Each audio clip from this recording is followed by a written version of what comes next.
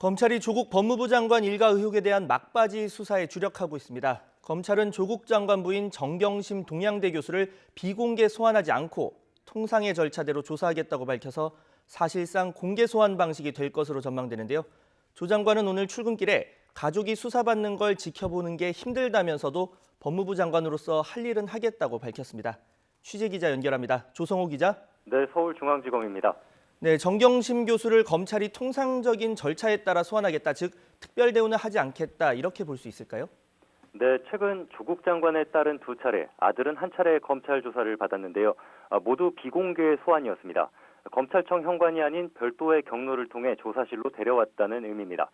검찰 관계자는 두 사람이 조 장관 부부의 직계 비속, 다시 말해 자녀라는 점을 배려했다는 취지로 설명했습니다.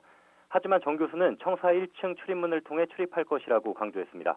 그렇게 되면 정 교수는 1층 출입문을 통과하는 과정에서 취재진이 매일 대기하는 이른바 포토라인을 지나게 될 것으로 보입니다. 사실상 공개 소환 방식이 될 전망인데요. 다만 검찰은 정 교수의 출석 장소와 시간 등을 사전에 알리는 공개 소환 방침을 정한 것은 아니라고 선을 그었습니다. 정 교수는 가족이 투자한 사모펀드 의혹과 자녀의 입시 부정 의혹 전반에 연루된 이번 사건의 핵심 인물로 소환이 임박했다는 관측이 나옵니다. 다만 자택에서 추가로 확보한 자료 분석 등 시간이 걸리기 때문에 정 교수 소환 시기는 예상보다 다소 늦춰질 전망입니다. 네, 오늘 국회 대정부 질문을 앞둔 조국 장관이 출근을 하면서 취재진에게 검찰 수사와 관련한 입장을 밝혔죠. 네, 여느 때처럼 정부 과천청사로 출근하면서 기자들 질문을 받았습니다. 조 장관은 연일 가족과 관련해 검증되지 않은 의혹 보도가 계속되고 가족이 수사받는 현실을 마냥 지켜만 보고 있다는 게 힘들다고 말했습니다.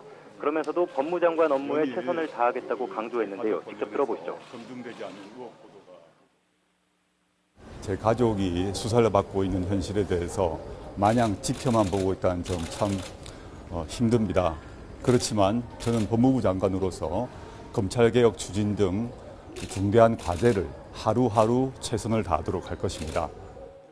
앞서 어제 윤석열 검찰총장은 수사와 관련해 처음 입장을 밝혔는데요. 절차에 따라 진행되고 있다면서 과잉 수사 논란을 일축했습니다. 윤 총장 발언도 들어보시겠습니다. 장관 일가 수사에는 차질이 없나요? 언제쯤 마무리될 예정인가요? 수사는 절차에 따라 진행되고 있습니다. 네, 조 장관은 수사가 진행되는 것과 별도로 검찰개혁 행보를 이어가는 상황에서 검찰도 조 장관 가족 의혹을 신속하고 철저하게 밝히겠다는 입장입니다. 부인 정 교수 소환을 앞두고 서초동 검찰청사 주변 긴장감도 높아지고 있습니다. 지금까지 서울중앙지검에서 YTN 조성호입니다.